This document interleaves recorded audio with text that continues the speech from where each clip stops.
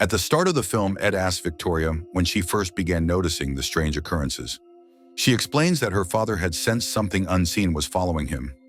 Every night, the doors he locked would be opened by morning, and soon he began hearing voices.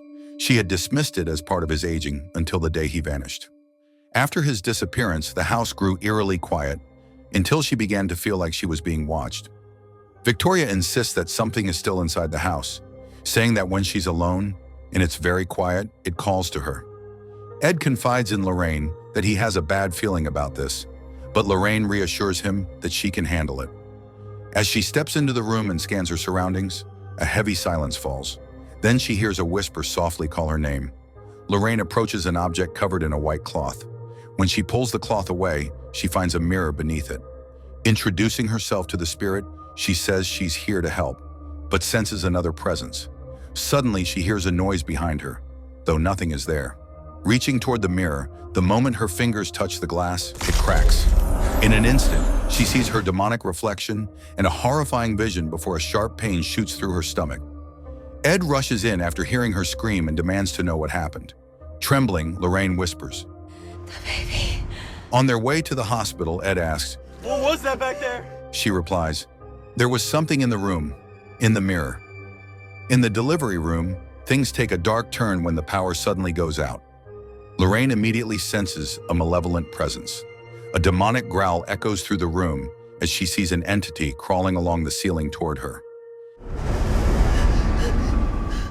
Ed bursts into the room, but Lorraine begs him. "Don't let it hurt the baby." The doctor instructs her to push, then suddenly yells for her to stop. The baby's cord is around its neck. He cuts it quickly and tells her to push once more. After an agonizing moment, the baby is delivered, but Lorraine continues to bleed heavily. The nurse calls for help while the doctor checks the newborn's heartbeat, his expression grave.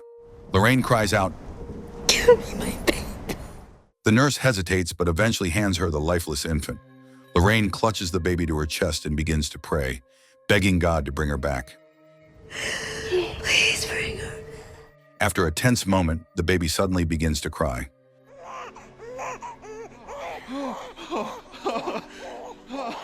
The room fills with disbelief and relief. When they ask the child's name, Lorraine softly says, her name is Judy Warren. As time passes, Judy grows up haunted by terrible visions.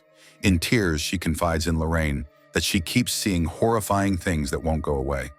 Lorraine calms her and reminds her to shut it down, guiding her through a rhyme she taught her as a child. Judy repeats it until she feels calmer, but then asks, "What if I can't make them go away?" Lorraine reassures her, "You can. It's your choice." 20 years later, we meet Jack Smurl and his family attending his daughter Heather's confirmation at church. Jack and his wife Janet share their home with Jack's parents. For Heather's confirmation gift, Jack gives her an antique mirror. As she unwraps it, Simon starts barking. Heather notices a crack in the glass, but Mary assures her that Grandpa can fix it, explaining they found it at a swap meet in Bucks County.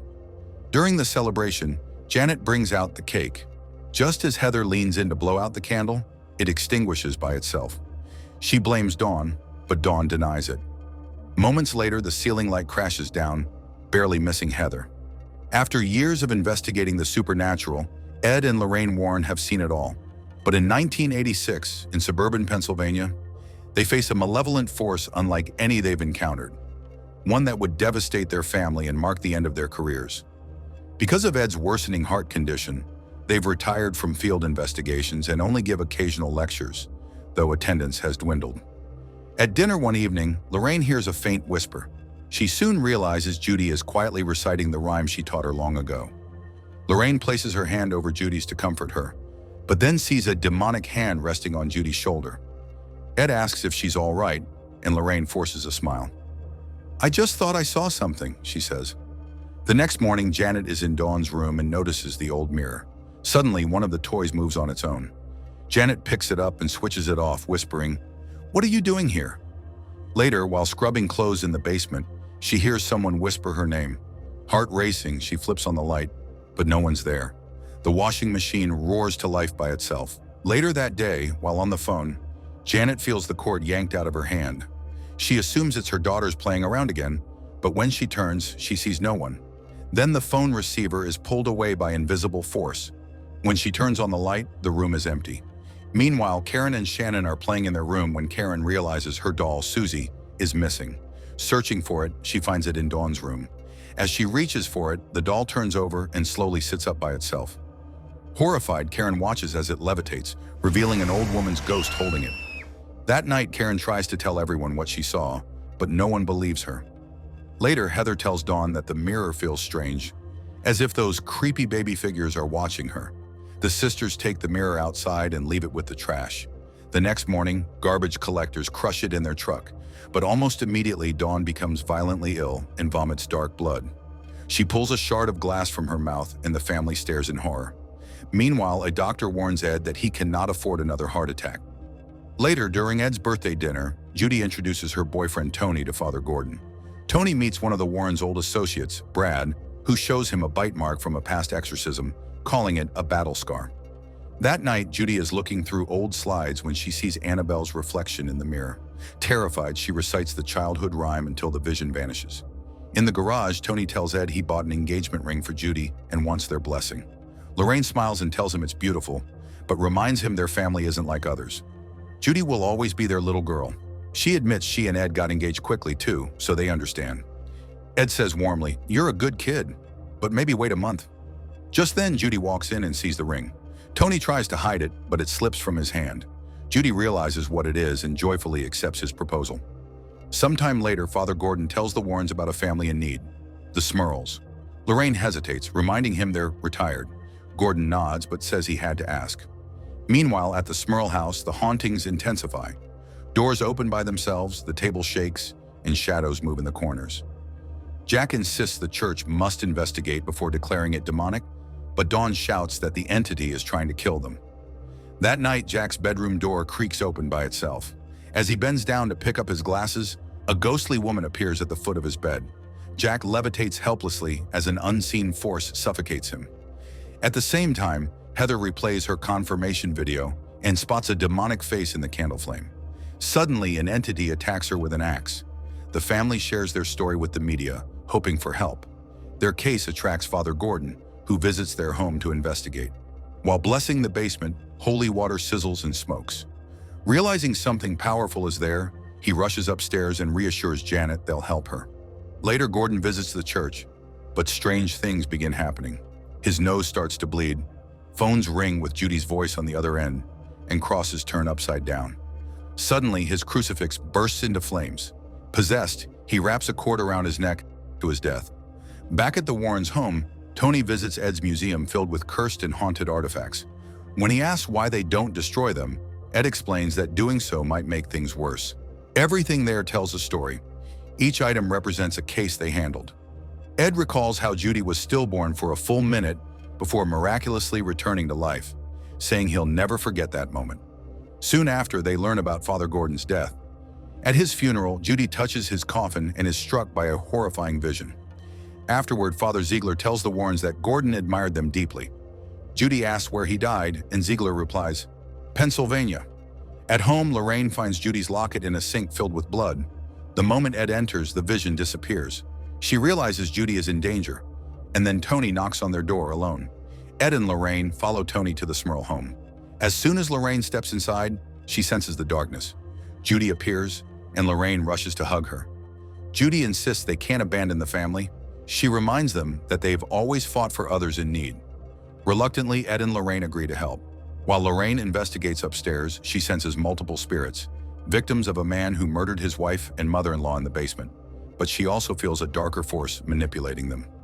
Downstairs, Judy hears Lorraine calling her from the attic. She climbs up but finds no one. There, she discovers the same cracked mirror connected to all the hauntings. When she touches it, a piece of chalk rolls toward her. Then Annabelle appears, rocking in a chair. Terrified, Judy slams the attic door shut and flees. Moments later, she encounters Annabelle again, this time enormous and alive. The doll attacks, throwing Judy down the stairs. Ed and Lorraine rush to her side as she gasps. It's in the attic. They find the mirror and realize the entity has returned. Ed decides to take the mirror home, warning Tony and Jack not to touch it directly. As they carry it out, strange things happen. Belts unfasten themselves and doors slam. Meanwhile, Judy's nose begins to bleed. Upstairs, the cloth covering the mirror tears away, releasing the entity. Jack is thrown down from the attic. Tony crashes his car outside after seeing a ghostly woman in the road. The power in the house goes out, and Judy becomes possessed. Speaking in a demonic voice, she says, "We've been waiting so patiently for little Judy to come back to us." She attacks Lorraine, throwing her into the basement, then kills the family dog. Ed tries to reach his daughter, but she triggers another heart episode. In the basement, Lorraine is attacked by the ghostly murderer, but Tony bursts in and saves her. Ed manages to take his pills while Janet helps him breathe. The Smurl family flees as Ed, Lorraine, and Tony rush upstairs, only to find Judy hanging in the attic. They cut her down and perform CPR. Lorraine prays desperately. Then Judy gasps back to life. But before they can celebrate, the mirror rises and spins violently. Ed recites holy prayers as the book in his hand bursts into flames. The mirror lunges toward Lorraine and Judy, but Lorraine tells Judy not to look away. Together they face it. Judy places her hand on the mirror, and the glass begins to crack. Screaming, she declares, "You're not there." The mirror explodes, destroying the demon once and for all. The Smurl family remains in the house for 3 more peaceful years. The mirror's fragments are locked away in the Warrens' occult museum. Later, Judy marries Tony, with Ed walking her down the aisle. On the eve of their wedding, Ed and Lorraine embrace. Lorraine envisions their future. They become grandparents and finally finish their book.